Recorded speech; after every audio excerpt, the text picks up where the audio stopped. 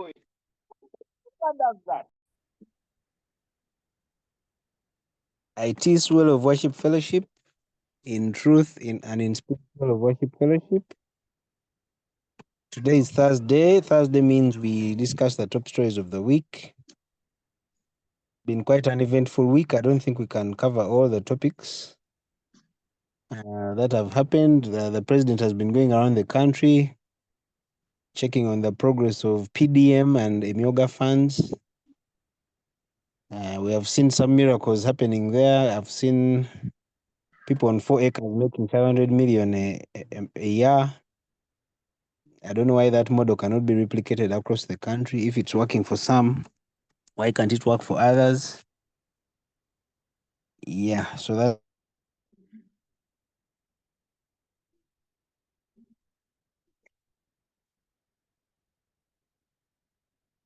Hello, Jet.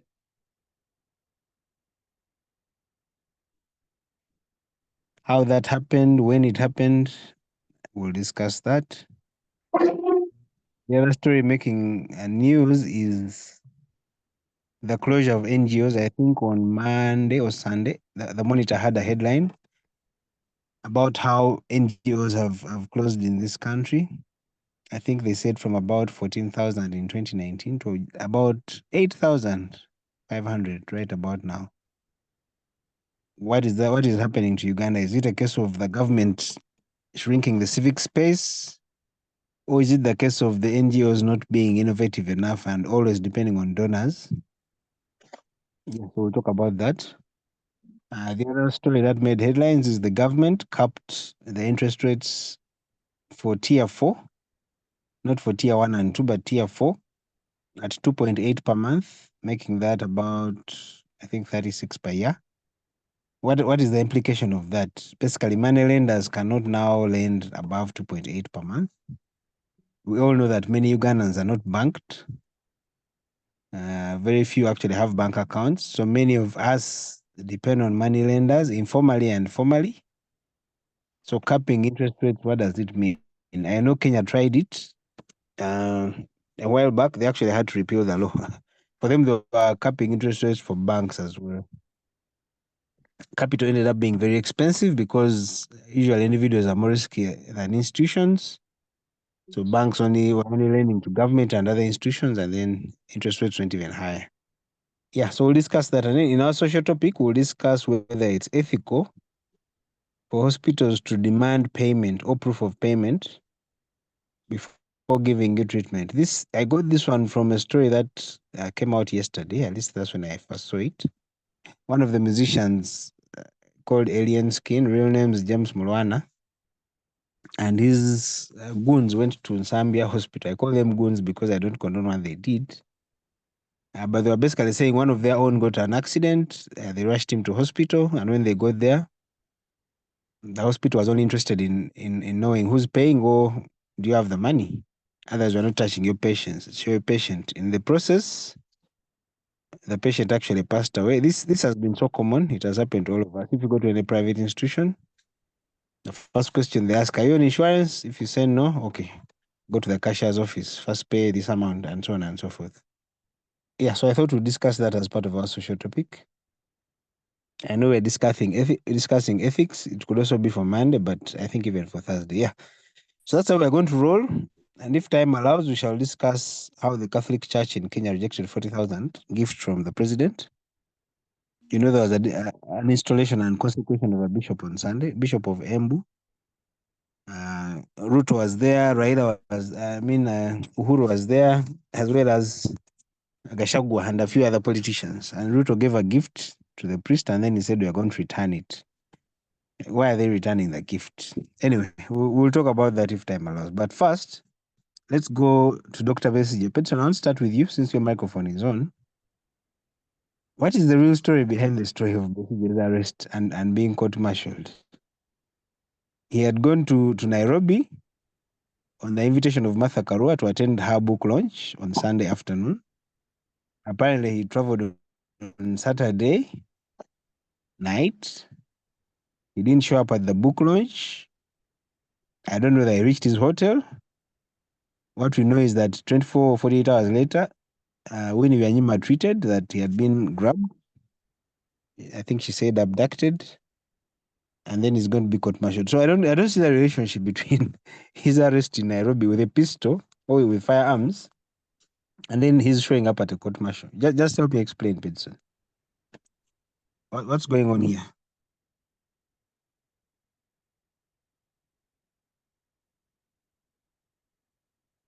Hello? Hello? Yes, Ped. Yes. Is my network clear? We can hear you where you are. Hey. Stay where you are. No, I saw the story, but I also have not understood it. And I have actually not really made sense out of it. But the thing that my questions that I have in my mind, one is why did the Ugandan government have to arrest Besigye from Nairobi when he was not in exile? Because Besigye has been living here. So if you wanted him, you can arrest him. Then the second question, if indeed this guy had done a firearm, how did he beat the security at the airport to be later discovered or arrested from the hotel room? Because I'm told his bags were still in the hotel room, and I think he had checked in most probably, but then he did not attend the function. So me, that's the question is on why do you have to arrest the guy from Kenya if you wanted him, yet you've been seeing him, he has been here as a free man in Kampala. Then two is how does he beat that security to sneak a firearm into a foreign country? Then the other question is, if Besigye is arrested with a firearm in a foreign country, then is that a case to be answered in Uganda or in Kenya? I also don't understand the Cold War extradition, something like that. That thing between two countries in terms of legal terms. I don't know if that also calls for that if you're found with a firearm, then you're supposed to be tried in your other country. Now, those unanswered questions, now it brings me to think that maybe this is something that is created for his comeback, because Besigye profits so much from these things here, these arrests. So if he's being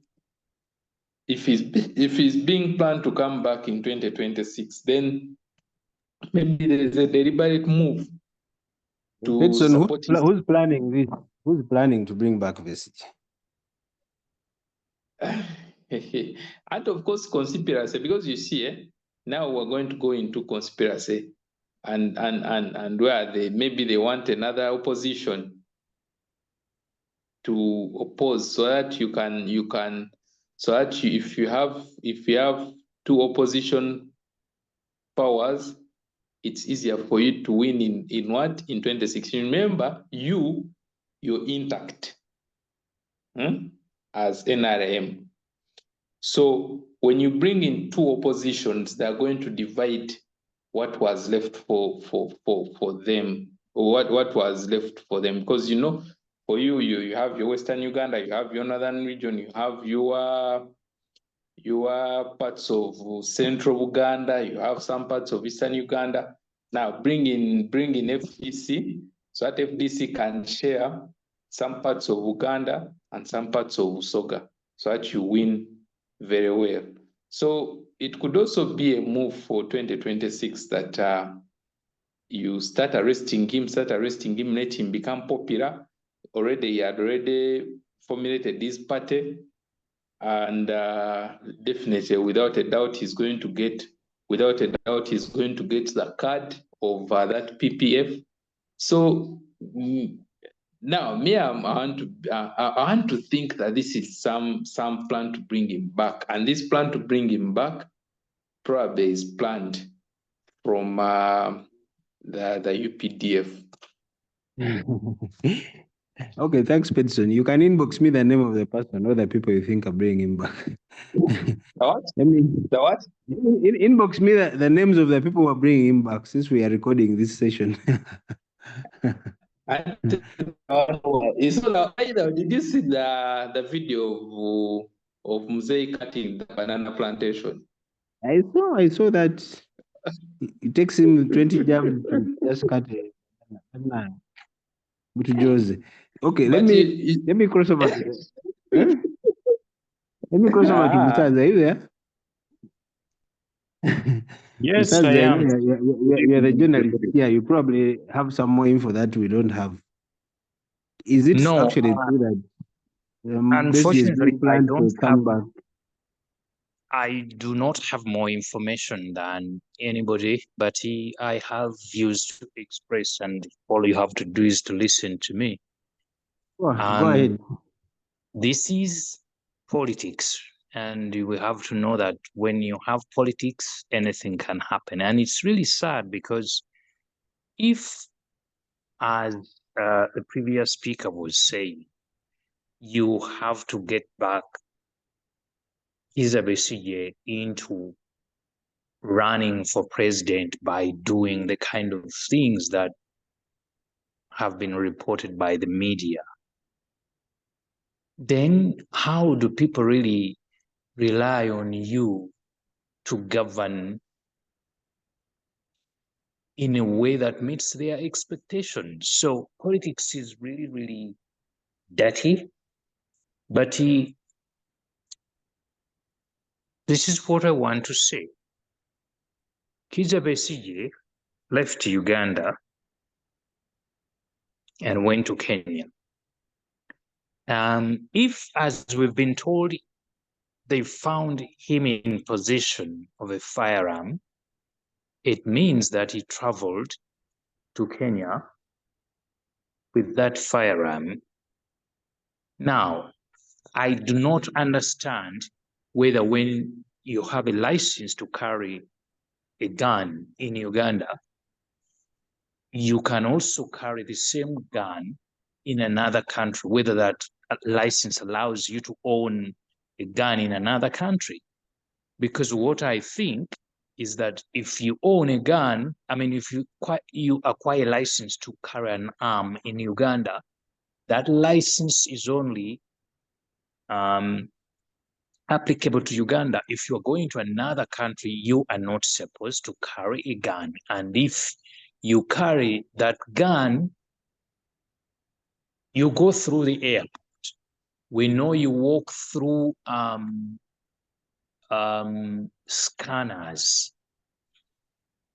How did Kizza Besigye and Obed, his friend, manage to pass through the airport where everything has to be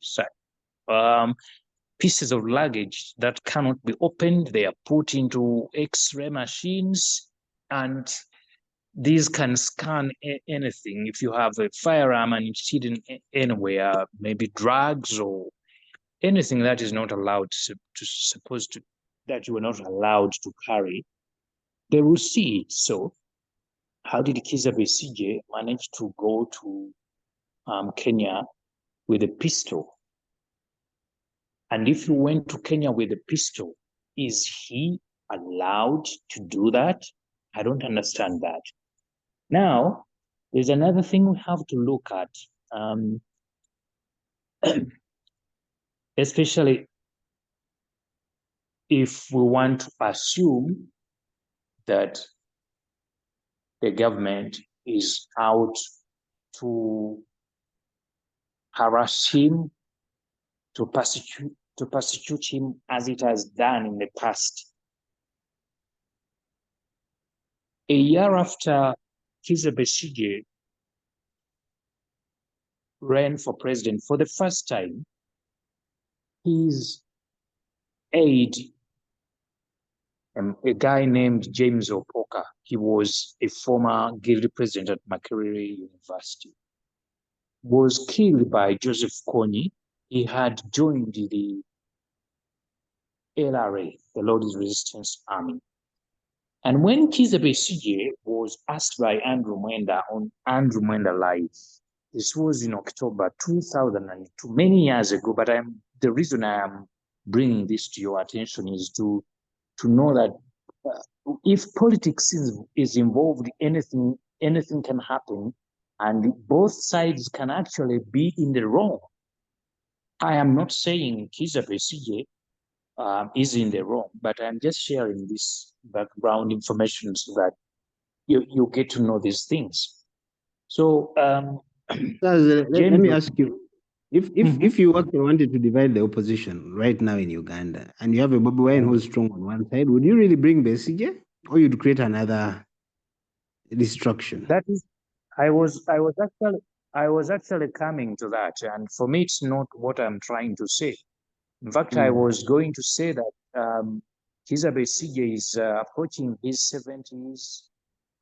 He has vowed never to run for president when Yoweri Museveni is a candidate. So why would the government go for him? Now that aside, let me go back to what I wanted to say, which is that when Kizza Besigye was asked about James Opoka being with the LRA, James Opoka having joined the LRA, he said that that's not true. I know James Opoka very well. It's not true that James Opoka is with the Lord's Resistance Army. So eventually, Joseph Kony killed James Opoka because it is alleged, it was reported that James Opoka was kind of trying to take control over the LRA.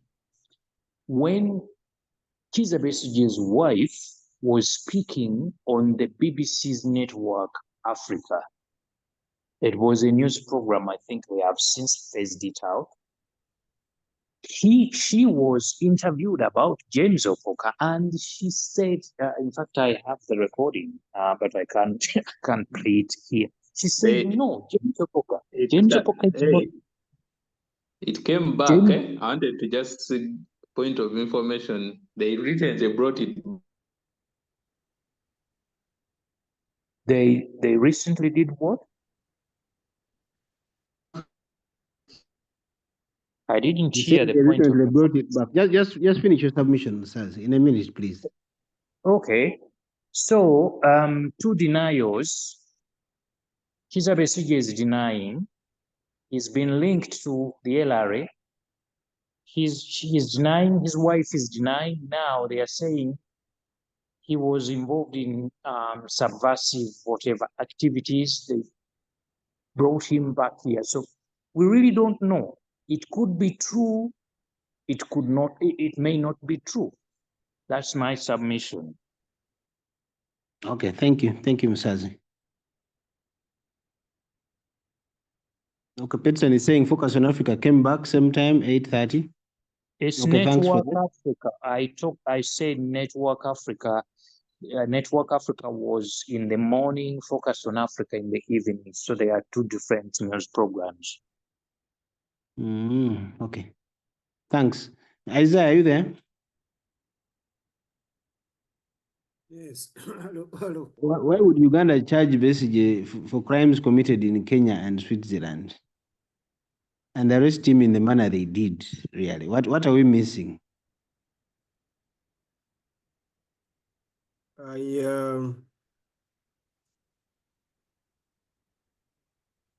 Personally, I think the government of Uganda has the mandate to arrest anyone they suspect, because the government of Uganda has an intelligence. So if the intelligence communicates that so and so is a threat, it is the mandate of the government to arrest that person, investigate, and then find out. So to ask the question, why did government arrest Dr. Kizza Besigye is actually to dismiss the fact that the government of Uganda has all the rights to do so whenever it suspects anyone. So for me, I really have no problem with the government doing its work. Even if it is me or you, if the government suspects you, they have to arrest you. We can only blame the government if it has violated any law. Has it violated any law? As far as Ugandan laws are concerned, I guess no. So the only thing we can be questioning is why was Dr. Kizza Besigye, a retired soldier, court-martialed, and then on the description of his charge sheet, we have his army number. Was that necessary to indicate the RO 0096? Because we thought that that number was relieved when Dr. Kizza Besigye retired from the army. So what is this? What is a civilian doing in the court martial? The government in defense says that he had a gun on him, a version of a pistol. Well, we don't know on which grounds did Dr. Besigye have a gun. And by the grounds we mean, is that pistol registered in the names of Dr. Kizza Besigye? Because as a former colonel, really, hasn't Dr. Besigye registered any gun in his name as a former soldier? Because that also need to be investigated. And only Lukwago, his lawyer, can help us understand that. If Dr. Besigye has not registered any gun under his name, as a former soldier, really, would it surprise you for Besigye to have a pistol on him if it is registered? So the point is not whether Dr. Besigye had a pistol on him. The question is, in whose name was that pistol registered in? If it is registered, because here in Uganda, there are some candidates who are allowed to register weapons like that. And in fact, I think it is the UPDF or another arm of government that handles that process to see whether you qualify to register a weapon of that caliber. So the issue is not that Dr. Kizza Besigye had a gun on himself. In fact, Dr. Kizza Besigye should have a gun. Now that Kyagulanyi has a bulletproof car, why shouldn't Dr. Kizza Besigye have a gun? So after all, he's a former soldier. He's a former soldier, really. So it is nonsensical to tell us that Dr. Kizza Besigye had a pistol. Yes. What is wrong with it? There are many people here. People keep pulling out pistols on petrol stations, in bars. So there are many people here. Who is this boy that shot the northern region boy? Kanyamunyu. Yes. So really, Isaiah. Yes. In addition, I mean, that is really, as you say, that is really fake stuff, because of course we know what happened in Bulu. You remember when they paraded AK-47s and 38 rounds of ammunition that they found in Bobby Wine's room.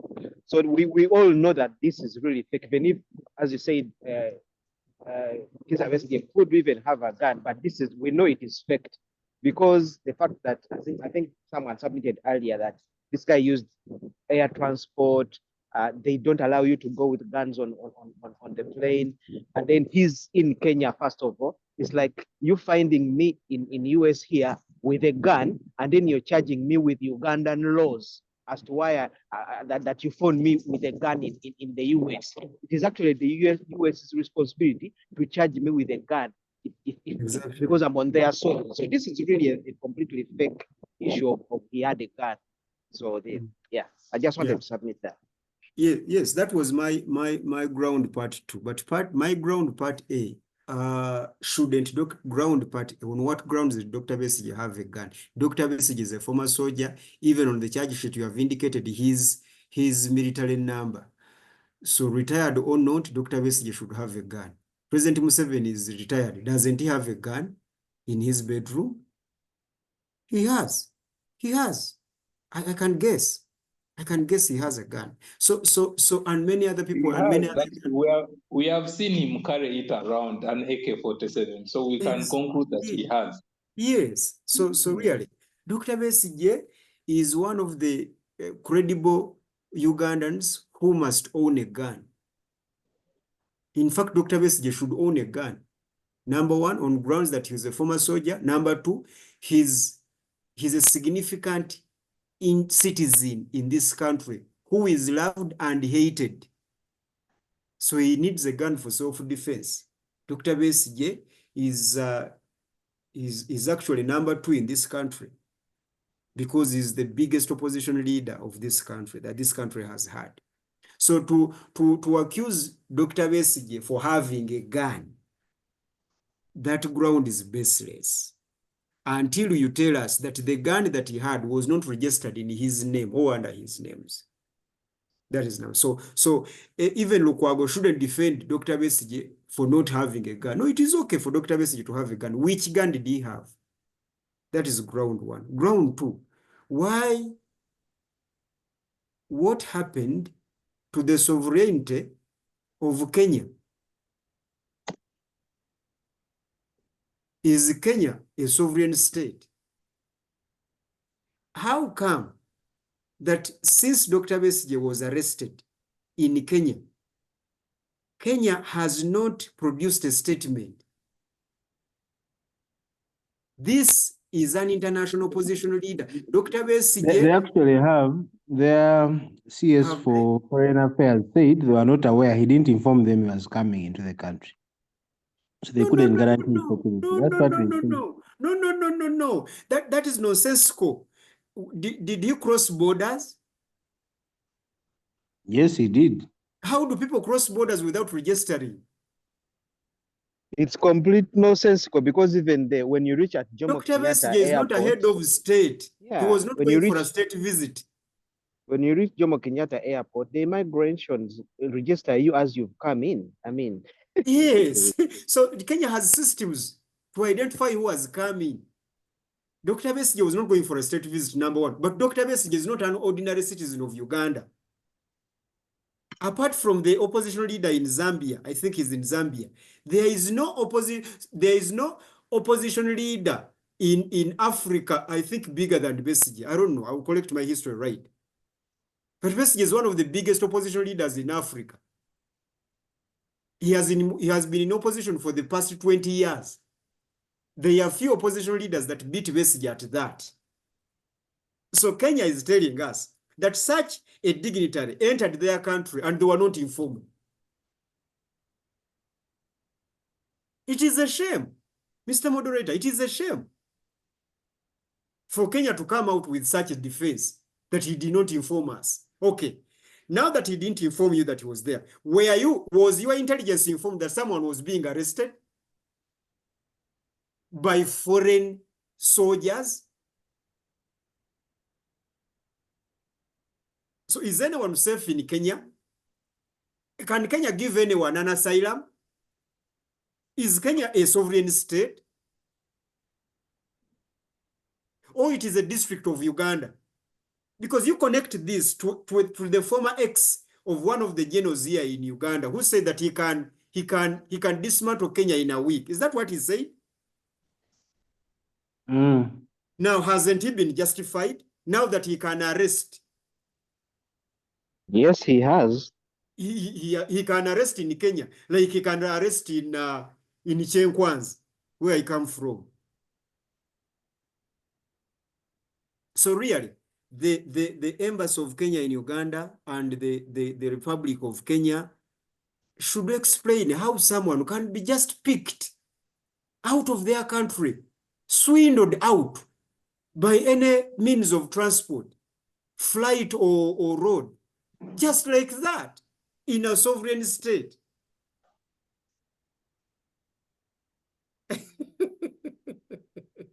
Now that your defense, dear Kenyans, now that your defense is that he didn't inform you, what if he was a fugitive running for his life and he was just handpicked like that out of your country? My point is this, moderator. Is there any relationship between Kenya and Uganda against those who go to Kenya in opposition to any government, does that also mean that Kenyans, when they come to Uganda, they will just be picked by Kenyan authorities without being protected by Ugandan authorities? So moderator, now that this today is yes? Continue. Now that today is Thursday, it is very important for you politicians to understand that the sovereign of every state is very important. There is a time when Uganda wanted to pick Lumbuye from Turkey, and Turkey blocked that. We know that.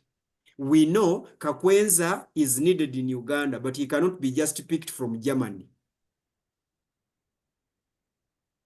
He can't. Now, No, but Isaiah, yes, I think it just depends on the president. Museveni is yes, but he's you're breaking. Edson, your network is say- terrible. We can't hear you. So Please finish your submission. yeah, so moderator, for me, lastly, I first and foremost, I don't agree with the narrative that they are planning a comeback for Dr. Besigye. No. For me, Dr. Besigye is real opposition. I mean, real opposition. Dr. Besigye wants power to change in Uganda. And the fact that the UPDF is also saying that he had a gun, etc. And they also say that he had some meetings in Athens in Greece and had some other meetings in New Zealand. I don't know whether it is New Zealand or I don't know which country they said, the other country. Switzerland. Okay, had some meeting in Switzerland. I absolutely can agree and say that yes, the government should be right. Besigye must have been planning something. Do you remember the boys they arrested in Kenya? Those who were trained in Kenya? Yeah, the FDC guys. Exactly. So I think it really makes sense. Do you remember this Babu, this MP Babu, how he was attacking President Museveni? Babu, we know. Yes. So of course, and Raila Odinga and his MPs are not for President Museveni, of course. So really, I agree. And Besigye does not believe in elections like the Kyagulanyi do. Besigye believes in fighting off this government. So I really agree. Dr. Besigye is a legit opposition leader. He wants power to change in Uganda. And I have always told Ugandans, if they had listened to Ugandans, if they really wanted Museveni to go, they would have listened to Dr. Besigye. But like I have always said, my father is still favorite in the hearts of Ugandans. Museveni is one of the most loved leaders here in Uganda. So because the sign, you can tell that a 67-year-old man is still struggling to fight and is fighting alone. When he was fronted in court, the opposition here did not go. No, there was no any NUP person there at the court to show some moral support. Even though we saw Dr. Besigye visiting the headquarters, the Kavule headquarters, so we didn't see that solidarity there. Bobby Wine was nowhere. Senyonyi was no MP was at the court, and that was a shame. So for me, I pray and would ask that Dr. Besigye comes back, and he comes back strong, because he's legit opposition. Really, we need that. We need an alternative. Thank you, moderator. Thank you. Well, I want to provide tweetings at least. Isn't that enough? Besides, your hand is up. You wanted to respond to Isaiah? Very, very briefly.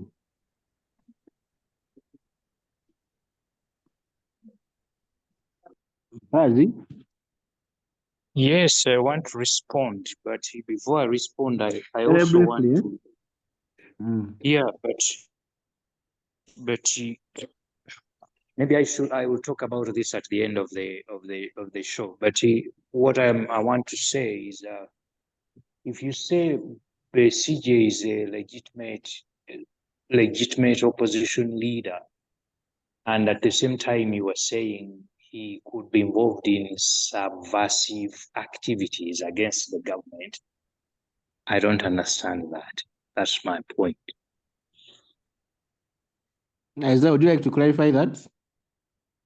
Yeah, you when you are opposing an illegitimate government, you use all means. There is no need to qualify, Mr. Moderator. There is a way the President Museveni came into power. He overthrew a legitimate government, the government that was voted in by the people of Uganda. So Dr. Besigye, as a fighter, as an opposition leader, he's also granted to use all means. What is wrong with that? You can resist it. The NRM came here as national resistance. They were resisting. So you can use all means. There's no problem. Okay, thank you. I think that's been answered. Bob, you and you people didn't show solidarity with Besigye. You just tweeted and went back to your bed and slept. I think if you know how it was a kangaroo court, okay? I want you to let me know how many times opposition, I mean, I won't say general opposition, but no people have been put in kangaroo courts, and you have seen other opposition leaders, whether Besigye or go to court. The way a kangaroo court works is that they bring you when no one is aware. A few people can get privy to that information and are able to sneak in and show presence. So there may not have been enough time for the no people to be mobilized to know that this is happening now. So maybe that's why they didn't make they were not able to go there and stand in solidarity. But as you say, the tweet, some people call it a drop, was made to recognize after knowing what was taking place. So it shows, and today we are on an online era. So as long as someone has at least acknowledged something, then we can't say that he did not stand with him. So for me, that is the thing. It was a kangaroo court that was not everyone knew that he was going to be presented, so you could not expect people to be mobilized to be there, apart from those that were really in the inner circle who are probably following the events in real time. Yeah. Thank you, Bob. I want us to move to another issue. Tom, and I want to start with you on this one. The issue of capping interest rates at 2.8% per month. I think you saw the minister's letter, Kasaija. Though it was specific to tier 4, which I think is where the money lenders fall. Tier 1 would be the banks and other micro, credit institutions.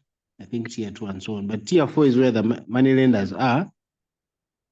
And that is where most of us get our credit from. Tom, can you hear me? Yes, I can hear loud and clear. What is now for a business person like you, what is the implication of capping interest rates?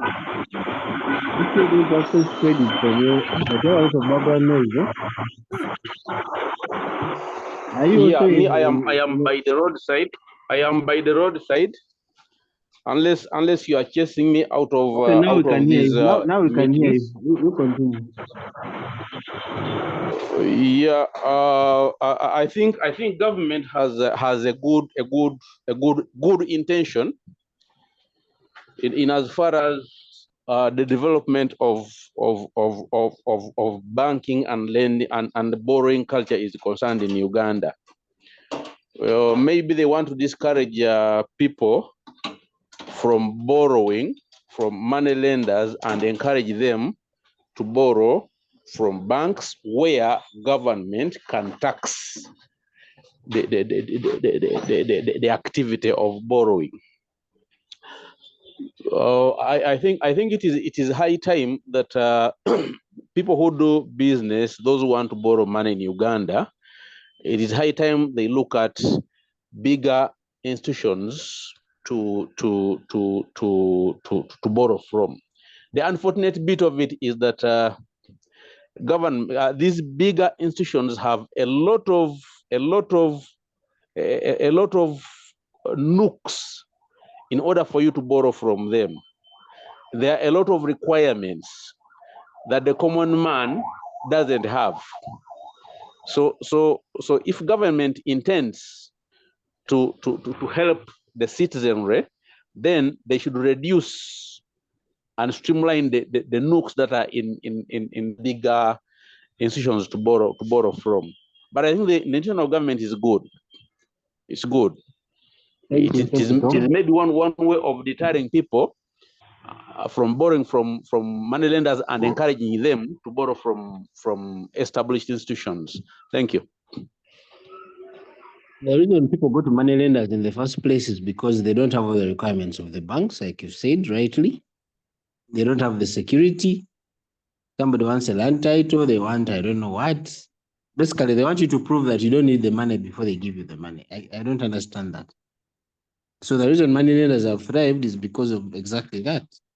And like I said in the intro, many Ugandans are not even banked in the first place. They don't have bank accounts. How then do they go and start, borrowing from these banks where they have no relationship? Sometimes borrowing is based on the relationship you have with your financial institution.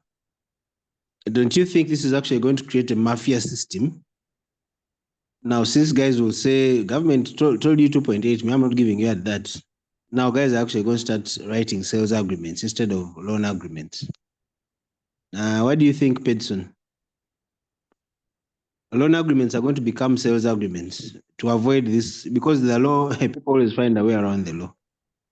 What do you think? What is the bigger implication of this? Hey. Yeah, I hope my network is now better. Can hear you. Okay, now, I'll start from why we have moneylenders here. And the reason why we have moneylenders is because there's a gap that these moneylenders are trying to fill, which is created by the inefficiencies in our financial system. And the financial systems, I'm taking it as a whole, the whole financial systems, the capital markets, banks, insurance companies, the stock markets, everything. We have inefficiencies there. Now, the problem that we have in Uganda is we have one source of long-term finance, or long-term of so one source of capital, which is bank loans. So that creates a high demand on the money from the bank. And because of the high demand and the shortage of the money that these banks have, they end up putting so many stringent requirements. Because just imagine your Stanbic, your ability to lend money is 100 million, but you're receiving requests of 900 million. So for you to be able to sieve out the people that you'll be able to fully serve, you have to bring in those requirements. First of all, increase the interest rates, put the interest rates very high. Our interest rates are 20% and above.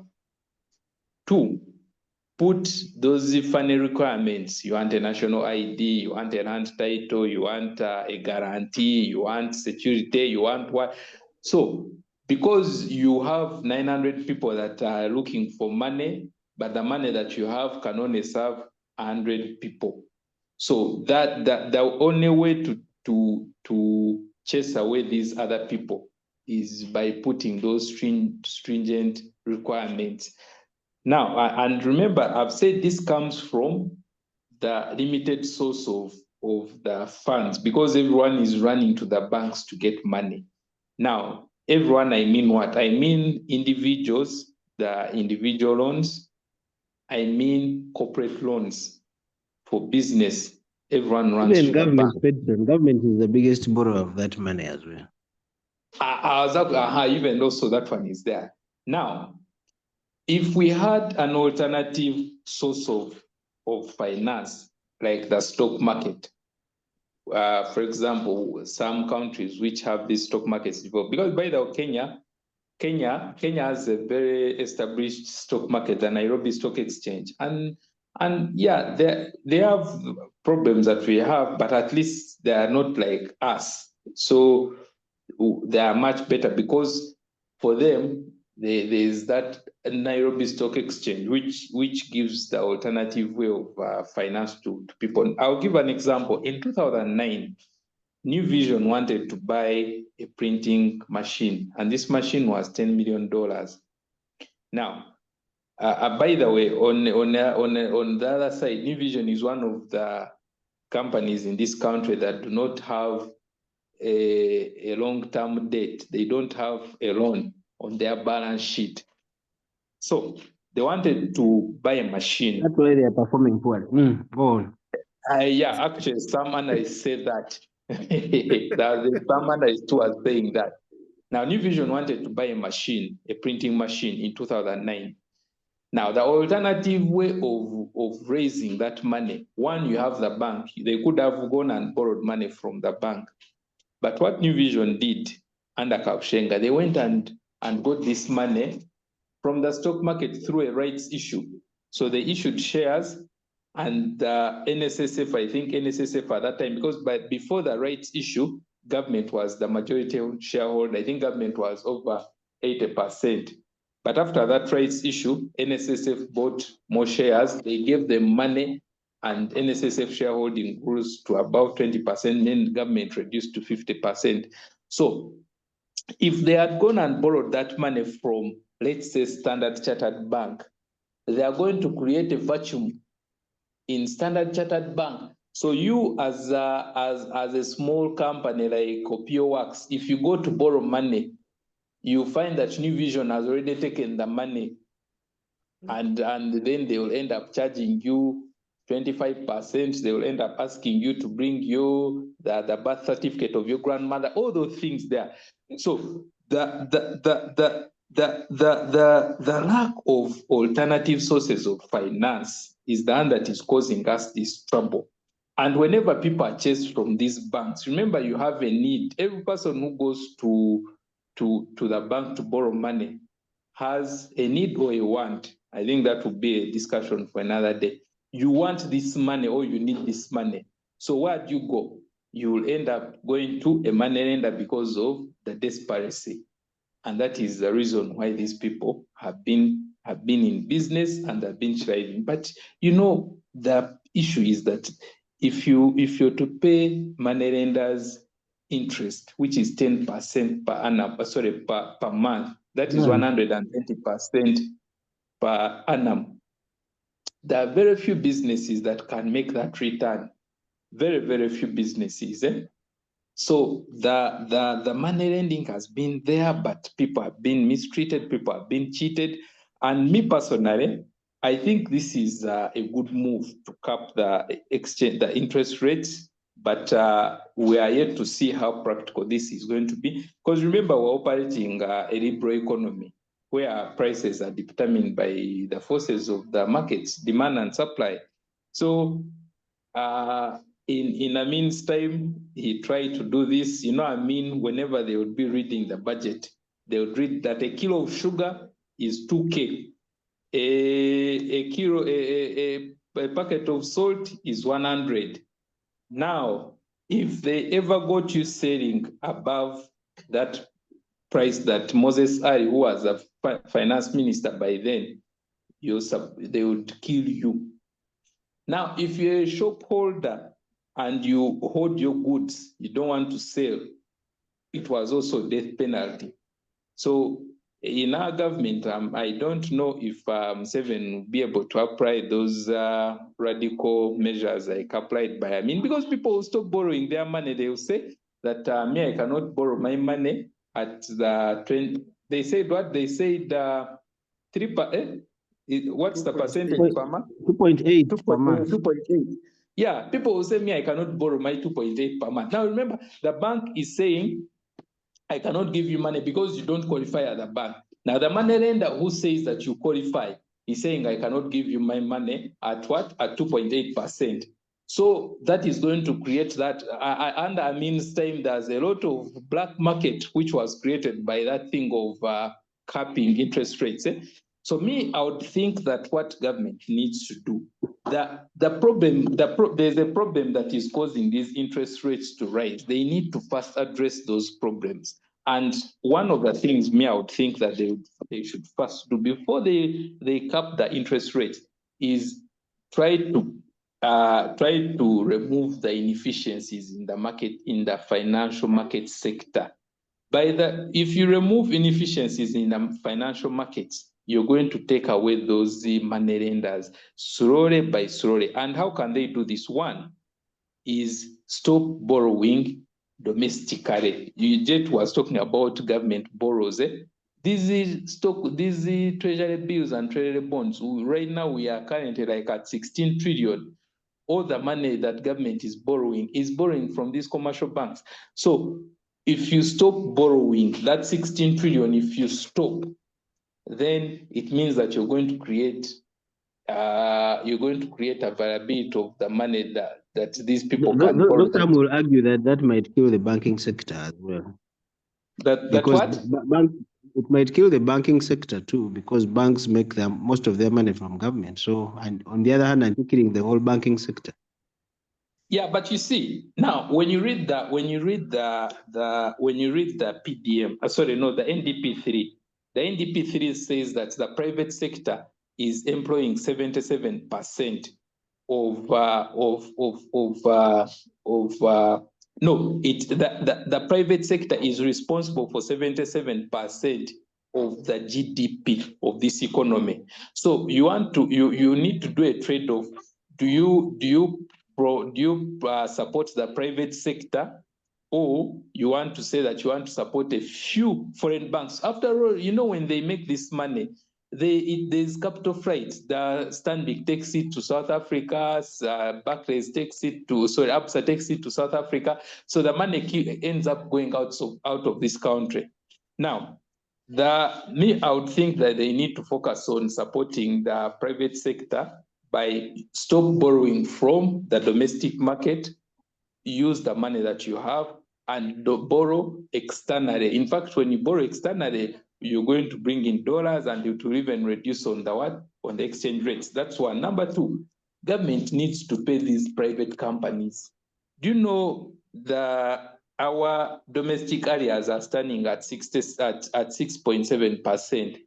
These companies, you find that Opio would not have borrowed money from Equity, but because UNRWA has delayed to pay him, he ends up borrowing money from Equity Bank. And he, actually not even Equity, he ends up going to a money lender because he's demanding he's demanding UNRWA 100 million. UNRWA is delaying to pay his money. He ends up going to a money lender who gives him money, and even all his margin is taken just because government is delaying to pay. So you see, government is killing us on two things. He's borrowing the money that we're supposed to borrow. At the same time, he's consuming our services and is not paying us. Then the last one is they just need to make sure that stock market is developed. When you really look at the figures of the stock market, the Uganda Stock Exchange, you can even cry. Do you know sometimes some of the days there are even no transactions? You find a day no one has sold a share, no one has bought a share. You find in a whole month we have only transacted 300 million or something like that in a whole month. Really, the stock market is really underdeveloped. People are not investing in it. People are investing in real estate because that is what they are comfortable with, or that's what they know. So if people can be encouraged to invest in the stock market, then the likes of New Vision, the likes of, you remember the case of Aram Group, these guys who make, sorry? No, just finish, Benson. Just finish. I was saying, like Aram Group, what took it down? Aram Group borrowed money from was it Stan Chateau Crane Bank, 50 million. And that loan actually killed the company. So the likes of such organizations will stop borrowing money from these banks. They will be borrowing money they will be raising resources through the stock markets. And then the money that was going to be borrowed by these big organizations, now us, the small companies and the small employees, will go and get this money for our businesses. So me, that's what I think. Before they cap, let them just work on the structural hiccups in the financial sector. Thank you, Ped. I gave Peterson is our resident economist here, so I gave him a bit more time just to explain some of his issues. Bob, are you there? The issue is, like Peterson has explained, we are competing with government in the loans market. The bank cannot lend to you, Bob, when government is guaranteeing 20%, you know?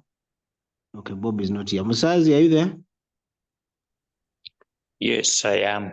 What's your take on this issue of money lenders and capping interest rates? I think it's a good move. It almost killed the banking sector. Did you follow that story?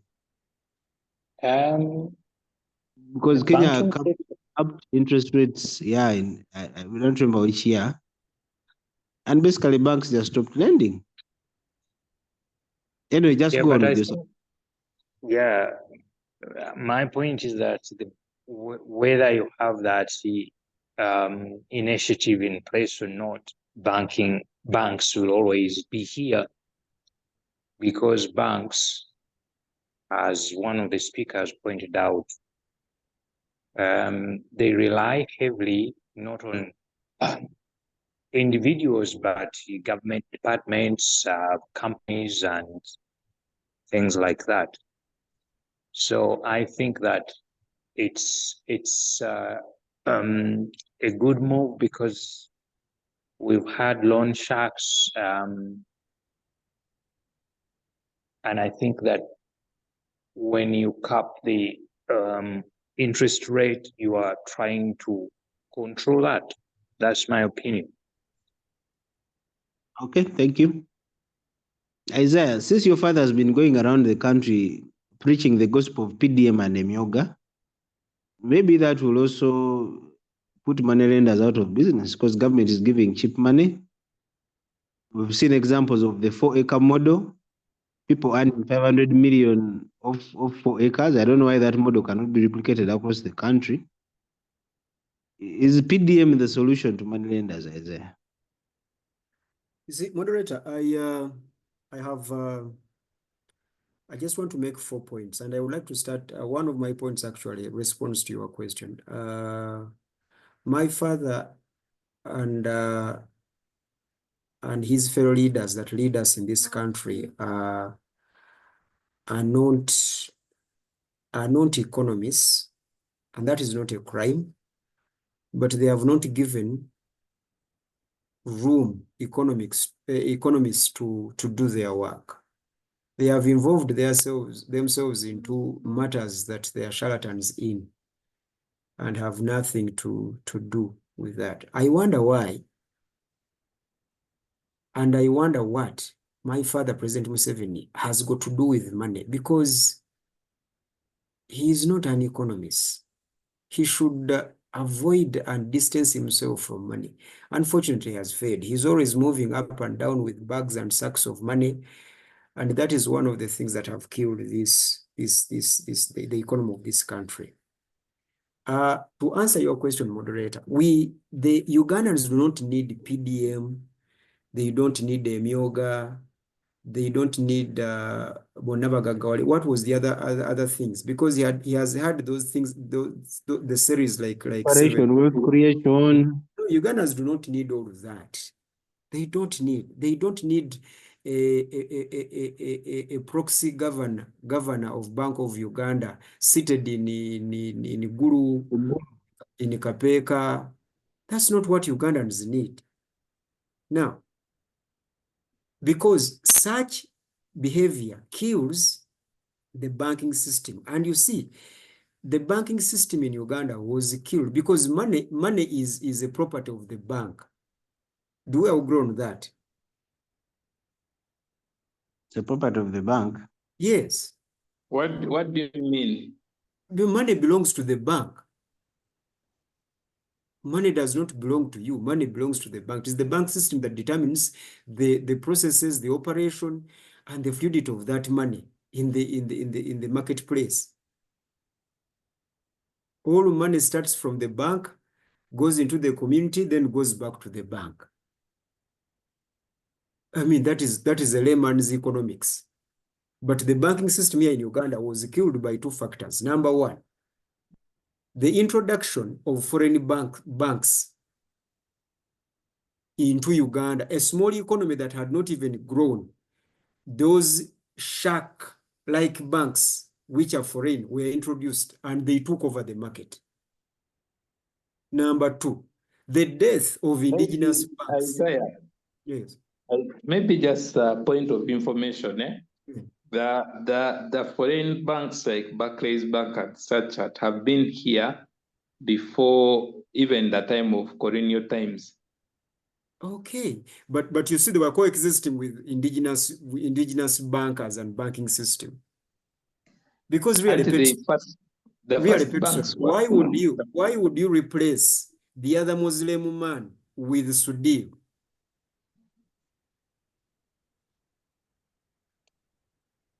What happened? Okay, that is politics. You first leave the Exactly. politics. But That's what I'm telling you, Pedson. Let me just continue, Pedson. That's what I'm telling you. That politics that involved itself into the banking system affected this economy and the banking system in Uganda.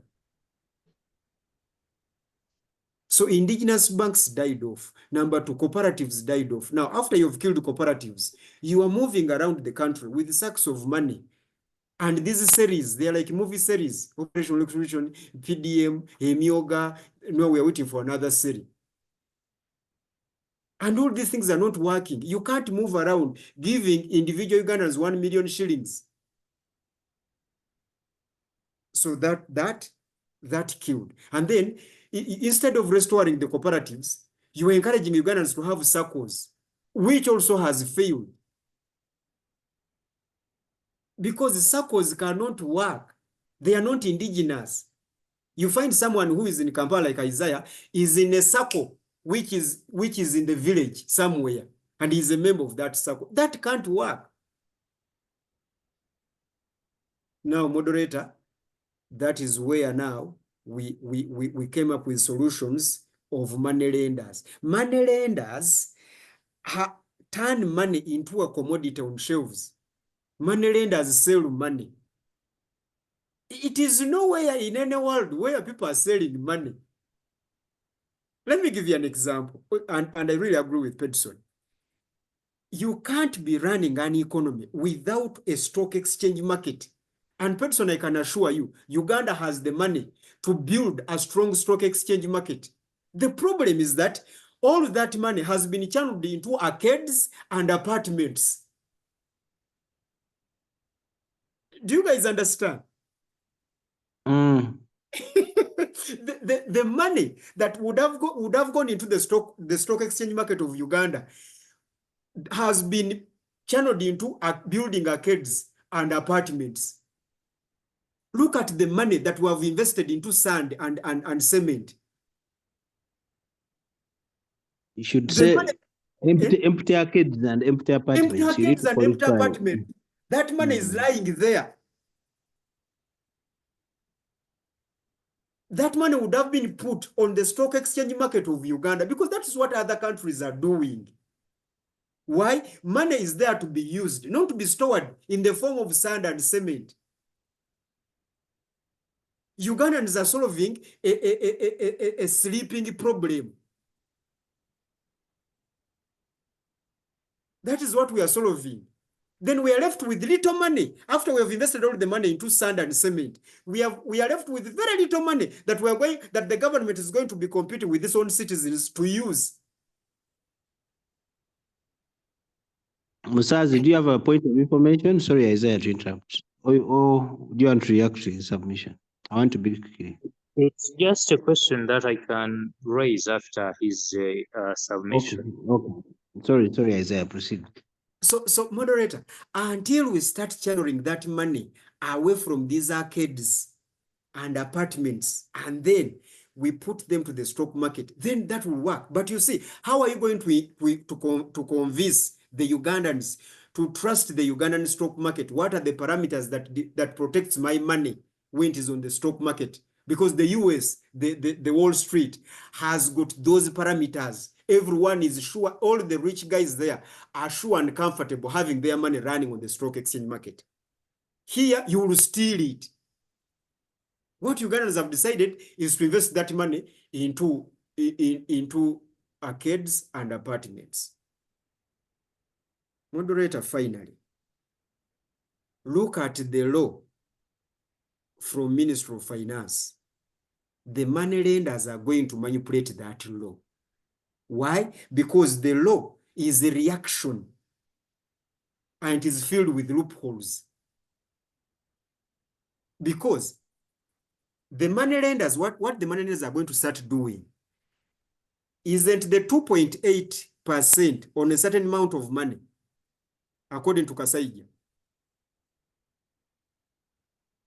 A certain amount of money or just fixed, whichever amount of money? No. For them, it is about the certain amount of money. So the moneylenders will indicate that they are not charging the more interest, okay, within the amount of money that the law stipulates. This law will still be manipulated by all means. 1, 2. According, when you look at those tiers that moderator that we are discussing for us, those tiers of lending, tier 1 is the banks and the financial institutions. Okay, then we have the moneylenders at tier 4. What was the original percentage? Because those tiers have been here before the moneylenders, haven't they? What was the original interest percentage?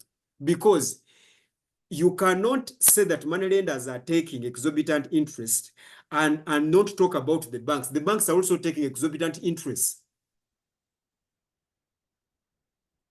Which bank takes the least interest? Okay, which bank has got friendly interest? Besigye should tell us. That information, Isaiah. Yes. If a bank is giving you a loan at 22% per annum, they will take off a charge of 3%, a one of 3% of the total sum of the loan. That makes it 22 plus 3. Those are processing fees. They will take off a 1% off that. That is plus 1, and then they will certainly insert a 2% where they say if you fulfill this condition, don't fulfill it, we shall add you a 2%. Now, the condition they put is a difficult one for you to fulfill. You get me? Now, yes. That is 22 plus 3, 25, plus 1, 26, plus 2, 28. Now, those are charges that are taken off the loan before they give it to you. But there are other charges you incur. There are other charges you incur from your monies before they give you the loan.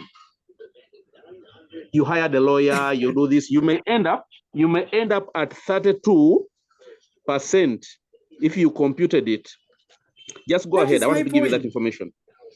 Unless if some of us have not gone to these banks really, Besigye and the Ministry of Finance should tell us which bank has got sober interest so that we can judge moneylenders harshly like we are judging them, so that we should fight them. So it is a propaganda against these moneylenders. Why? Moneylenders are one and the same with the banking system. The difference is that it is easier to get money from a moneylender than it is to get it from the banking system.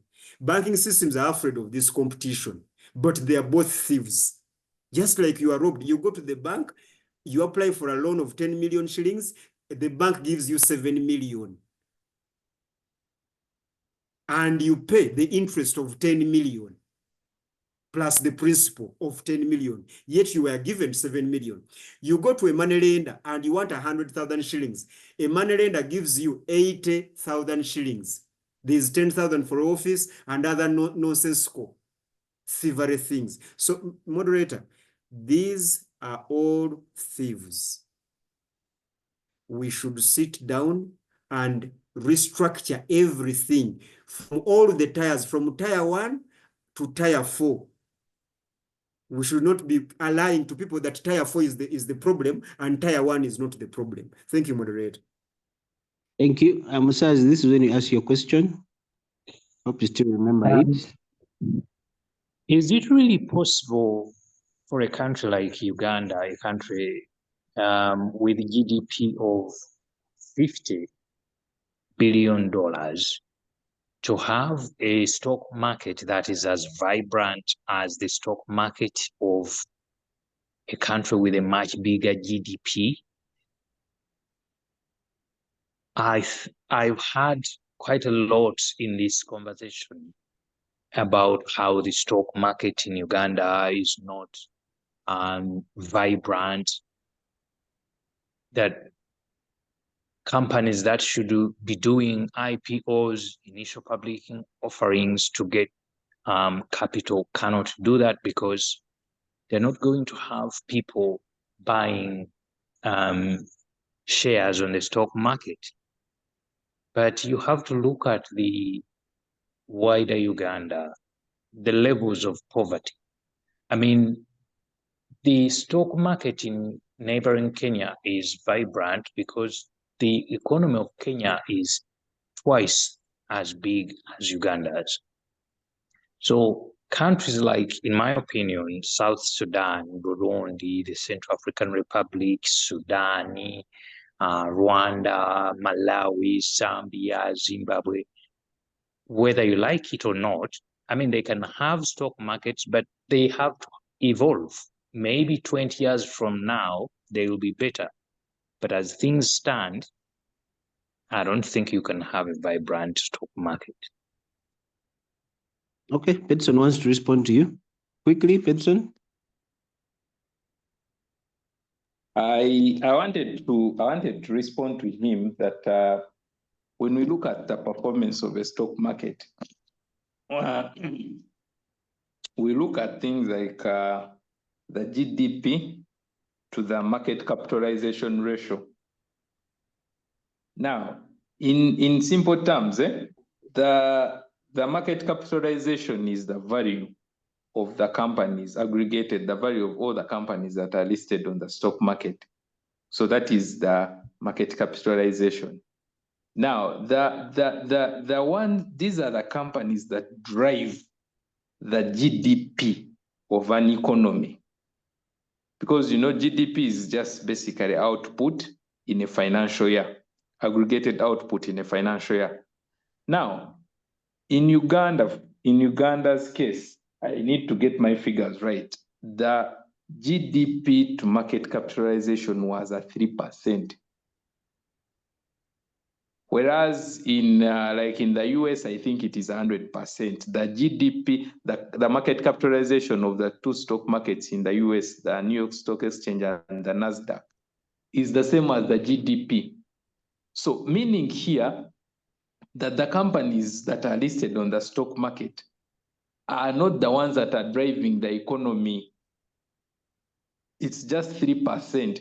And of recent, of course, now we have had MTN, Airtel, that are listed. But you know what happened to the MTN and Airtel listing? All the money that these guys raised from the IPO, they took it away. Remember, if you remember the MTN and the Airtel IPOs, the money that the proceeds that were raised from these IPOs was not put in any investment in these companies, like let's say in any technology. When they got the money, the shareholders, the existing shareholders got their money and they ran. The South Africans went with it and the Indians went with their money. So what we're saying is that if we can have more companies that are driving this economy, have their companies listed on this stock market, it is going to boost the economy through that. It will be first of all, the source of finance, because all these companies that you're seeing here are borrowing money from the banks where we all go. So what we're saying is that if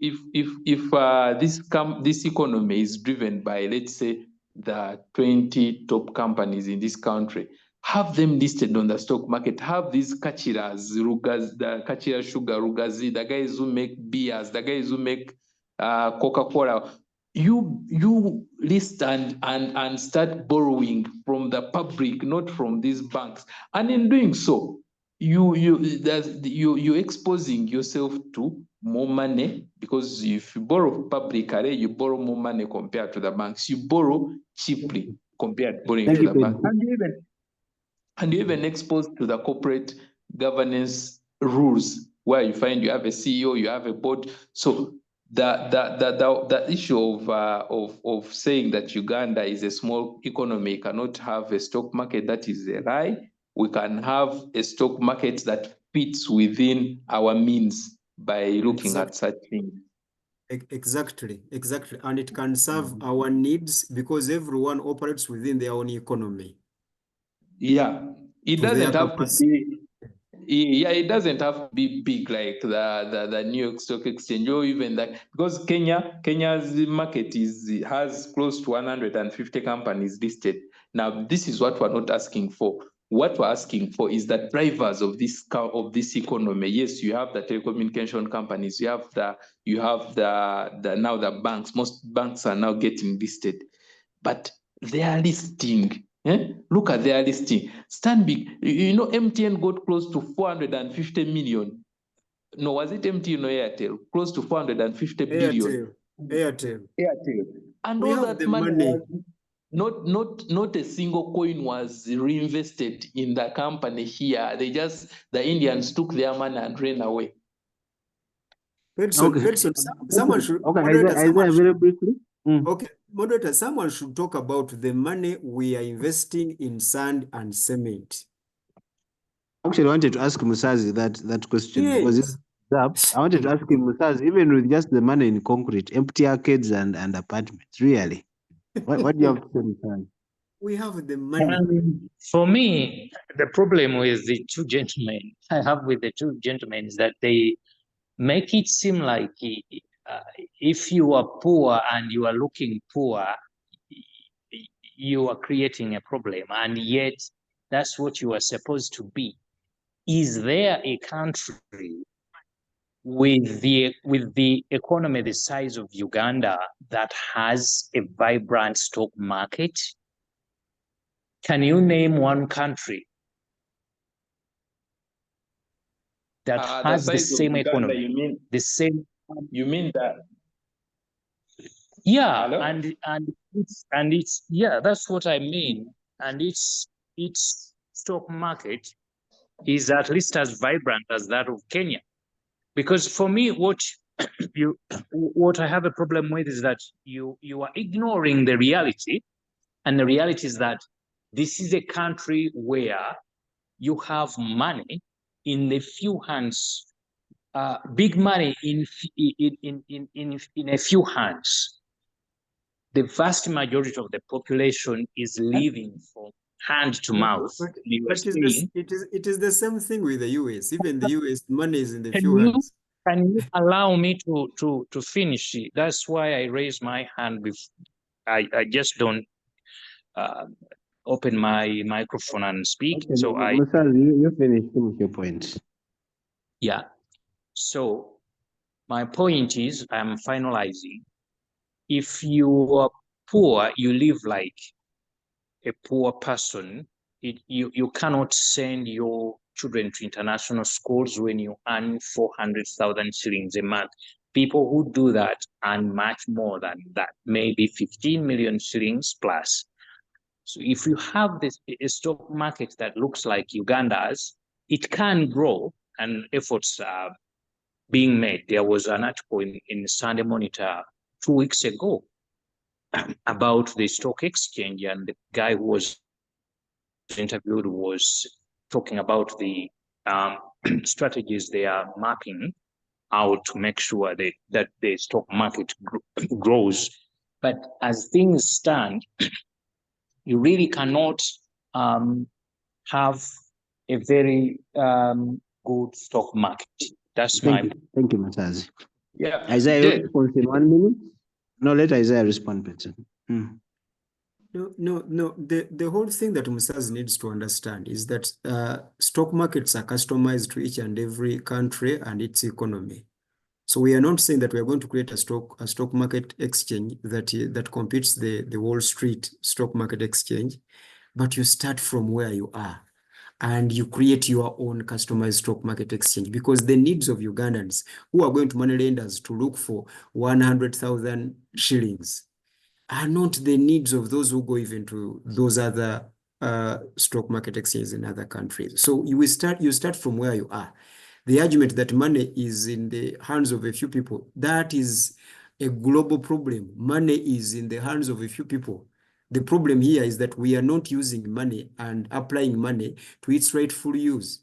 We are putting money in concrete. That's the problem. Yet money should be used. Thank you, moderator. Thank you. And then also, moderator, just in 1 minute.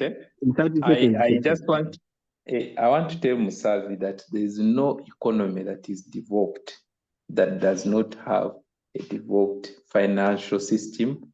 Okay, maybe let me just say that does not have a developed stock market. Look at Africa. Nigeria Stock Exchange, one of the biggest. Johannesburg Stock Exchange, one of the biggest in Africa. Kenya in the region, you see how the economy is. Now, if we are to talk about Uganda and we want to move from one place to another place, then that is what we have to do. Then if that is not the case, then it's better then we chill and we are comfortable with where we are. But our economy will never grow if we don't have a vibrant stock exchange. Because there's no country that has a big economy without a vibrant stock exchange. Me, I'm waiting to get one. Thank you, Peterson. We are quickly running out of time. I thought we'd discuss this one. We shall leave the NGO sector for maybe next Thursday. In my introduction, I told you guys the NGO space is shrinking in this country. Pre-COVID, I think there were about 14,000, according to the Monitor on Monday. Now they're about 8,000 and decreasing by the day.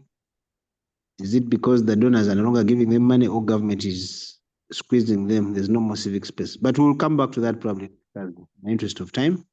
I just want to go to the last topic, which is the hospitals. If you saw the invitation I put, is it ethical for hospitals to demand for a payment before they treat you? If you've been to any private hospital in Uganda, at least you know that they ask you, are you on insurance? If you say no, then cash. Okay, first go to the cashier. If you're admitted every day, I was in IHK 3 weeks ago, maybe 4 weeks. Every day they bring a bill. Okay, this is where your bill has reached. You should start depositing and so on and so forth. So is it really ethical for these guys to demand for payment even before they save a life? I got this from the alleged story of Alien Skin and his goons who attacked Zambia hospital. Allegedly, one of their own had succumbed to his injuries there, but they claim the hospital did not attend to him because they're demanding payment and so on and so forth. So that's what I want us to discuss. Alan, you're welcome. Actually, let me start with you since you are the new one here. You've not had a chance to talk about the other topics, unfortunately. Yeah, maybe next time. Alan, are you there? Yes, I'm there. You know that it takes quite a significant amount of money to put up a hospital. The investment that goes there and should really run it as a charity, treating everybody who shows up because they are sick and all that. What do you think? I think, first of all, apologies for joining late. I was held up somewhere. But quickly, the issue of hospitals, these are people's businesses, so they need money to operate, and they are not charity organizations. However, a middle ground can be achieved. I understand in the US what they do, hospitals are supposed to treat emergency cases. If you are maybe riding a bicycle and you are knocked by another car and you are put in an ambulance and brought to the hospital has a mandate to treat you whether you have money or not. And actually, the problem may be paying for the ambulance, because you may have to pay for the ambulance, which may be expensive. That the hospital has to attend to you because that is an emergency. You have been in a border accident, you need to be treated. Now, for us, we don't have such a system. So the hospitals have to ask, or are you on insurance? If you are not on insurance, you must present the money. And so many of our people have died. I know cases of surgery where the doctor, the lead surgeon, asks for like 2 million before he can touch your patient. If you don't have it, he will not attend to you. So I think it's just a problem of people being poor, not to afford that treatment. Also, they are not being systems, because ideally you would have maybe universal health scheme, maybe like what they have in Rwanda, where at least from your insurance, there's that bare minimum insurance that everyone can afford, and so everyone can be attended to in an emergency. It is expensive for other complications that are not, just happening out of the blue, but an emergency, especially accident victims, there should be some way someone can be treated, even just stabilizing that person so that they don't die. So if you present your patient to innocent, then kabaka with them, as they say. Thank you. Tom, can you speak? Oh, you're still. This issue of hospitals demanding payment before you go for surgery, the surgeon says, what are $1 million? Really, for how long can we run a country like this? Or am I being moralistic here? But Tom, the background noise. I am by the roadside. If you are not comfortable with this, then tell me not to join this call again. I am by the roadside. That's where I work. I'm still at my workplace. Now, you cannot accuse hospitals of not having empathy with the sick. When hospitals spend money to buy the medicine, to pay the nurses, to pay the doctors, to pay for utilities, without intervention of the taxpayers' money getting involved, without the intervention of government, we can't eat our cake and have it at the same time. If we want hospitals to give us treatment, then we should demand that government pays some amount of money to these hospitals in order for us to access those services at a fee that has been paid by government, or let government do a subsidy for the taxes levied on all medical and hospital things like medicines and other infrastructure that are involved in the healthcare sector. Expecting a hospital to treat you when you don't have money, and yet you are involved in supporting a government that does not bother about your health, is overshooting your boundaries, I think. So you cannot talk of ethics where money is involved, where health is commercialized, where health is given to the hands of those who have the money and can have it. You don't have to demand for that. Thank you, moderator. Okay, thank you. Musazi, while we're talking money, we cannot talk ethics and morality. That's what Tom is saying. Because money by nature seems to be immoral. He is probably right. And for me, as a non-believer, this incident actually makes the case for me that because I view money as my God.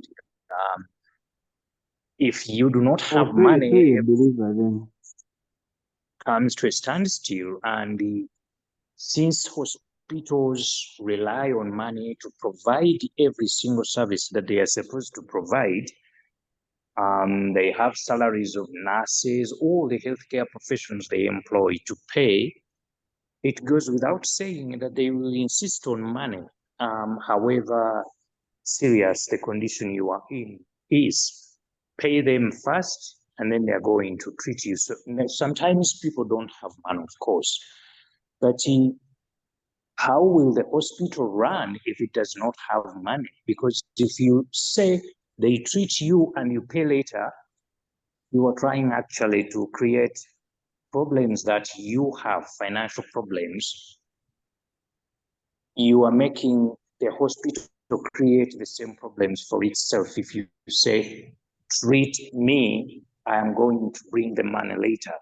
There isn't even any guarantee sometimes that the patient or the relatives of the patient will be able to pay. So insisting on money, unfortunately, is not the right thing. But when you look at the situation, I mean, realistically speaking, hospitals really have to get their money first before they treat you. That's all I have to say. Thank you. Petson? Me, I think the right thing to do is treat the person, and then money comes after. But we have seen that even in government hospitals, there's a case in Ruwero where a lady who was pregnant died because she could not raise the 500,000. Do you remember? There have been so many cases. But me, I wanted to understand from the side of the bad thing is that Bob is not here. I wanted to understand from their side about ethics. What do they teach them? Because you see the issue here. Yes, you may be, if it's the hospital policy that you cannot work on an emergency. I think emergencies, maybe they have a special case. But you as a doctor. What in Uganda? I don't know. I'm not. Maybe it also differs according to hospitals. But I think my question is on the ethics, the code of ethics for the doctors. What do they teach them? Is it life first, or it is money first? Because the guys who are asking for money are actually even administrators. You may find they're not doctors now. On the other side of the doctors, for them, what do they say? Yeah. Okay. Can I interject? Okay, yes, Alan, you want to answer that? Yes, the doctors are trained not to. They are supposed to. They swear an oath to protect and save life. Yeah. But you see, this is a business establishment. When you are brought in, there is a reception. So you are not met by doctors. You are met by the administrators, and they will not let you in until you can show that you can pay. So the doctor who is on the other side. Yeah? So if you get to the other side, the doctor may go to his ethics and save your life. But now, if the hospital has not allowed you to come in, or they have allowed you to come in, but the doctor has not been brought to see you, it still means you will die. Because the way those hospitals are set up, even the gloves, all those things have been bought and need to be catered for. So to avoid spending, they must make sure you have money before they touch you. All right, thank you. Musaz, you wanted to answer that as well? The speaker just made my point, because I was also going to talk about the Hippocratic oath of the doctors. But it is very clearly stated that, when you go to hospital, you don't get to speak to the medical doctor right away. You have the reception where you are received or wherever. And then from there, after clearing payments, you are taken to the doctor. Okay, thank you. Isaiah? You're the guy of ethics here. Yes, I am. I am the guy of ethics here. And first of all, moderator, I would like to ask you, are you poor? Because if you are the one who framed this topic, then this topic comes from a biased point of view, from you, the poor. the poor society. Me and Alien Skin were the ones who were asking the question because the other day we beat up doctors in Zambia hospital for exactly this. Now And I also understand. add the case of Ruwero. Yeah, sure. Now I understand. You guys, it is poverty disturbing you. Now, it is poverty, but moderator, there are two things. One, actually, there are three things. There is business, there is ethics, there is poverty. And now, if you note the chronology, ethics is between business and poverty. Good. Now, gentlemen, you need to understand that it is ethical for a business, if it has documented it in its ethical code, that every patient must pay before treatment. Because Zambia Hospital is a business entity, not before it is a hospital. Good. So the doctors in Zambia Hospital are employees of a business. Yep. So it is ethical. It is actually even following the ethical code of that business to require payment before treatment.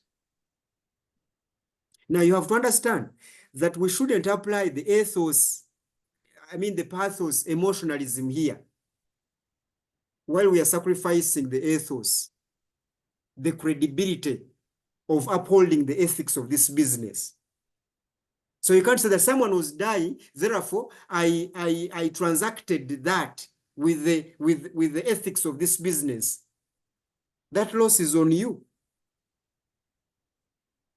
All the medicine in that hospital was bought by the administration and the business proprietors of Zambia, not by the government of Uganda. Therefore, moderator, it is unethical for poor people to go to people's businesses with their emergencies. Where should poor people go? They should just die. Mulago, where they have a contribution. But in Mulago, they demand money as well. You know that. No. You go and die where you're supposed to die and fight where you're supposed to fight and box doctors you're supposed to box. Isaiah. Yes. Is there ethics in survival? Yes, depending on where you are.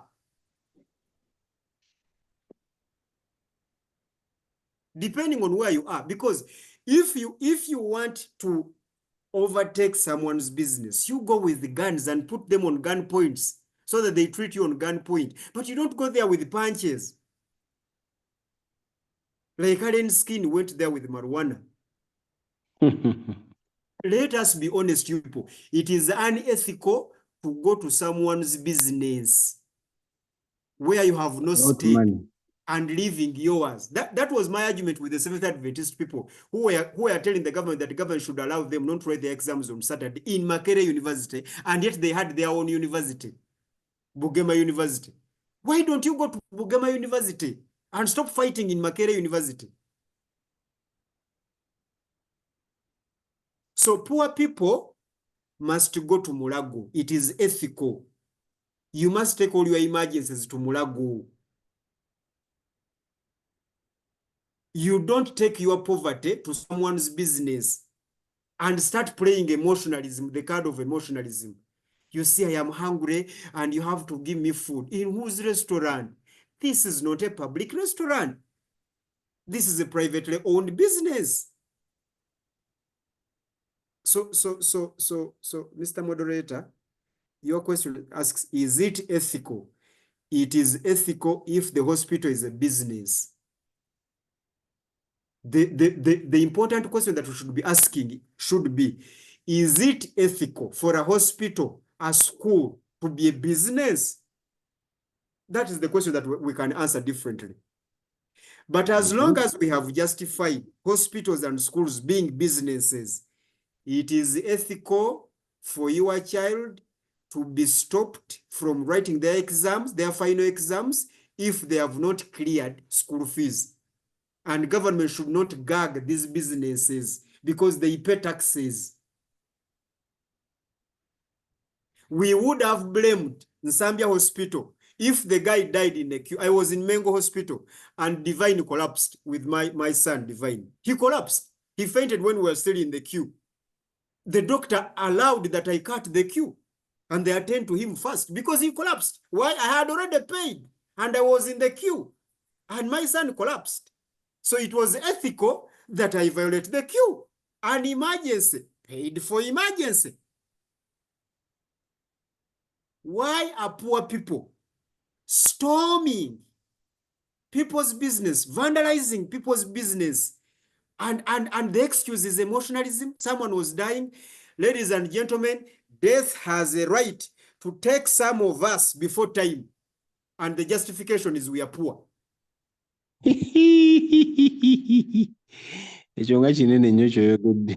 want to inform all of you who are poor. Death has a right to take you before time.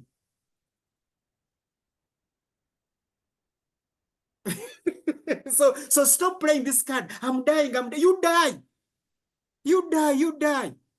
Death has a right. Let us be serious. We are dealing with the capitalism. You allowed it. Don't be selective with capitalism. Go back and sit down as citizens of Uganda and decide, should hospitals be businesses? Should schools be businesses or not? Until we answer that question, you poor people, stop that nonsense.